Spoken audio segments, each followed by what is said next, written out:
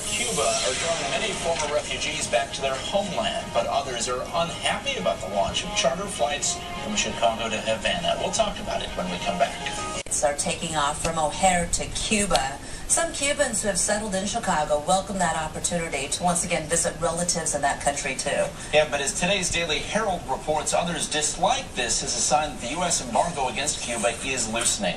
We're happy to have Carrie Lester from the Daily Herald here with more on her story. Good morning. Good morning. Good morning. Well, first talk a little bit about the folks who fled Cuba right after Castro came to power. How are they feeling about loosening of the embargo? Well, it's kind of across the board, and this was kind of a neat history lesson for me in the last few weeks as I was reporting on this story. You know, you talk to suburban residents who came in 1959, 1960, you know, either right before or right after Castro came to power, and, you know, they say their parents never wanted to go back, but this second generation, they say some are ready to put family over politics, and others say, you know, these charter flights are just, they're not feeding the people, it's just putting more money into the hands of communism.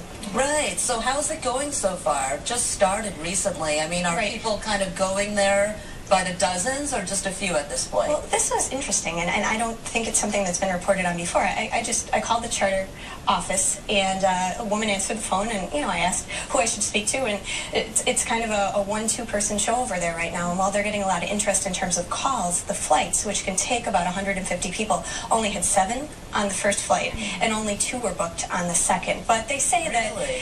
Yeah, and in the weeks to come, it seems like it's something people are planning for, but they're not quite biting on yet. They are expensive. They're $995 per person per round-trip ticket. And it makes you wonder how long they could actually stay going like that with such light loads. Right, and fares, I think, are expected to drop, but as to when, that we don't know. So who can and can't go at this point? Historically, there are a lot of restrictions. For folks who may be thinking about tourism in Cuba, is that possible? You have to look into it. There are 8 specific categories. Journalists, we could go, family members, but not everybody. If you just want to pack up and go to Cuba, it's not going to work.